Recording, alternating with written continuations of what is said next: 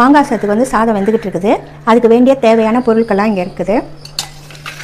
பாருங்கள், ஒரு மாங்காய், ஒரு கேரட்டு, 4 பச்சை மிளகாய், கொத்தமல்லி, கருவேப்பிலை, கடலைப்பருப்பு, பெருங்காயத்தூள், இது வந்து கடுகு, உளுந்தம்பருப்பு, ஒரு பழம் எலுமிச்சம்பழம், இது கொஞ்சம் மூக்கடலை வேக வச்சு வச்சுருக்கேன். எல்லாம் மூக்கடலையை மட்டும் வேக வச்சு வச்சுருக்கேன், மித்ததெல்லாம் பச்சை.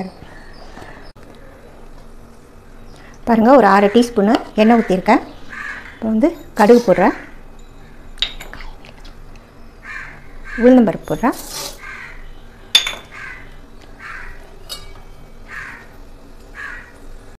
பாருங்கள் கடலைப்பருப்பு போடுறேன். கடுகு நல்லா வெடிஞ்சிடுச்சு. அடுத்தது வந்து பெருங்காயத்தூள் போடுறேன். அடுத்தது வந்து பச்சை மிளகாய் போடுறேன், கருவேப்பிலை போடுறேன், கொத்தமல்லி போடுறேன். இப்போ பாருங்கள், எல்லாம் வந்து இதாகிடுச்சு, நல்லா கலர் ஆகிடுச்சு. இப்போ வந்து இந்த மூக்கடலை போடுறேன். இப்போ வந்து கேரட் போடுறேன்.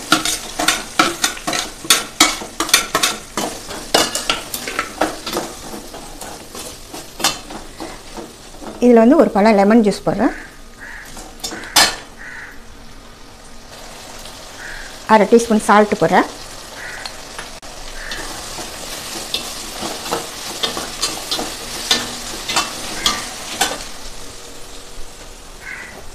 இதுக்கு தேவையான அளவு சாப்பாடு போட்டுக்கலாம்.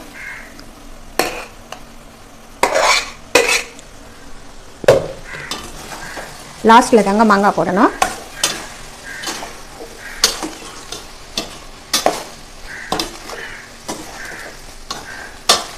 ஸ்டவ் ஆஃப் பண்ணிக்கலாம். ஸ்டவ் ஆஃப் பண்ணிட்டு தான் மாங்காய் போடணும்.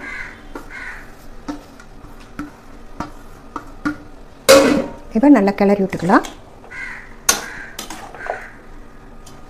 நல்லா டேஸ்ட்டாக இருக்குங்க. ஆஃபீஸுக்கு, ஸ்கூலுக்கு எல்லாம் நீங்கள் கட்டி கொடுக்கலாம். கெட்டே போகாது. அது சாயங்காலம் வரைக்கும் நல்லாயிருக்கும் மாங்காய் சாதம். இதுக்கு பட்டாணி போடணும், வெள்ளை பட்டாணி. வெள்ளை பட்டாணி என்கிட்ட இல்லை, அதனால் நான் வந்து மூக்கடலை வேக வச்சு போட்டிருக்கேன். பாருங்கள், நல்ல மாங்காய் சாதம் ரெடி ஆயிடுச்சு. இவ்வளோதாங்க, ரொம்ப வேலையே கிடையாது. இதுக்கு சிம்பிளான வேலை தான்.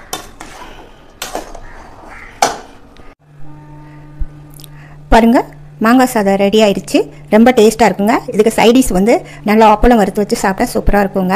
அது அப்படின்னா நீங்கள் அப்பளம் வறுத்துக்கங்க. அது எதுவுமே தேவையில்லை. உங்களுக்கு தேவைன்னா அப்பளம் வறுத்துக்கங்க. அப்புறம் நான் சொல்கிறதுக்கு என்னன்னா, இப்போ உள்ள பசங்களுக்கெல்லாம் எதுவுமே நல்லது எது கெட்டது எதுன்னு தெரிய மாட்டேங்குது. அம்மா அவங்க சொன்னால் எங்களுக்கு எல்லாம் தெரியும், நீங்கள் கவனிருங்க அப்படின்னு சொல்கிறாங்க. பசங்க தயவு செய்து அம்மா அவங்க உங்களுக்கு சொல்கிறது எல்லாமே உங்கள் நன்மைக்காக தான் இருக்கும். அதை புரிஞ்சு நடந்துக்கங்க.